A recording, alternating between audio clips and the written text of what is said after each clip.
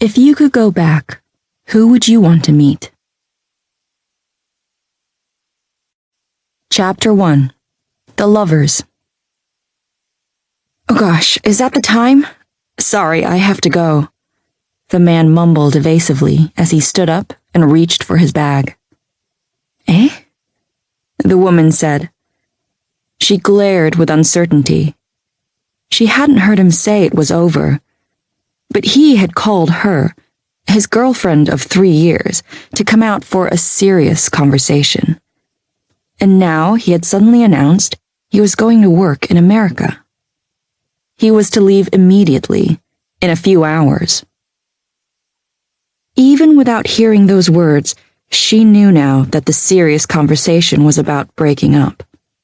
She knew now it was a mistake to have thought, to have hoped, that the serious conversation might have included, "Will you marry me?" for example. What? The man responded dryly. He didn't make eye contact with her. Don't I deserve an explanation? She asked. The woman spoke using an interrogative tone the man particularly disliked. They were in a windowless basement café. The lighting was provided by just 6 shaded lamps hanging from the ceiling and a single wall lamp near the entrance. A permanent sepia hue stained the café interior. Without a clock, there was no way to tell night and day. There were 3 large antique wall clocks in the café.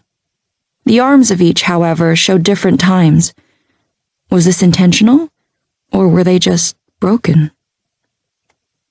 Customers on their first visit never understood why they were like this. Their only option was to check their watches. The man did likewise. While looking at the time on his watch, he started rubbing his fingers above his right eyebrow while his lower lip began to protrude slightly. The woman found that expression particularly exasperating. And why are you looking like that? Like I'm the one being a pain, she blurted out. I'm not thinking that, he replied sheepishly. Yes, you are, she insisted. With bottom lip again protruding, he evaded her stare and offered no reply. The man's passive behavior was infuriating the woman more and more. She scowled. You want it to be me who says it? She reached for her coffee, from which all the heat had now gone. With the sweetest part of the experience lost, it sent her mood plummeting further. The man looked at his watch again and counted back from the boarding time. He had to leave the cafe very soon. Unable to compose himself any better, his fingers had found their way back to his eyebrow. The sight of him so obviously hung up about the time annoyed her. She recklessly plunked the cup down on the table. It came down hard on the saucer. Clang. The loud noise startled him. His fingers, which had been busy caressing his right eyebrow, began to pull at his hair.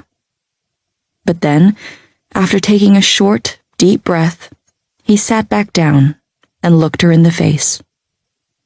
All of a sudden, his face was calm.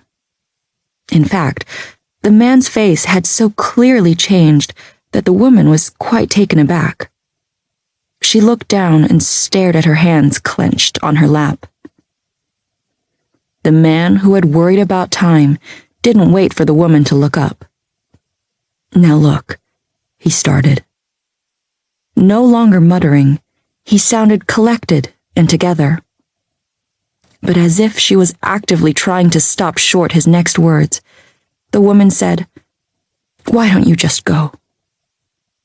She didn't look up. The woman who wanted an explanation now refused to hear it. The man sat motionless, as if time itself had stopped. It's time for you to go, isn't it? She said, as petulantly as a child. He looked at her, perplexed, as if he didn't understand what she meant. As if she was aware of how childish and unpleasant she sounded, she uncomfortably averted her eyes from the man and bit her lip.